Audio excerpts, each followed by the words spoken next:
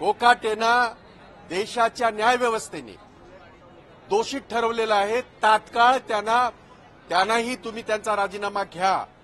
एवढंच नव्हे तर काल मला आश्चर्य वाटतं की मुख्यमंत्री हे कायद्याचे अतिशय जाणकार आहेत असं आपण समजूया यासाठी म्हणतोय। वरच्या सभागृहामध्ये आम्ही सभागृह सुरू होण्यापूर्वी ज्या वेळेला या बाबतीमध्ये पॉइंट ऑफ ऑर्डरने आम्ही हा मुद्दा काढला त्यावेळेला त्यांनी असं समर्थन केलं की नाही ते कोर्टामध्ये आहे, हे प्रकरण कोर्टात नाही।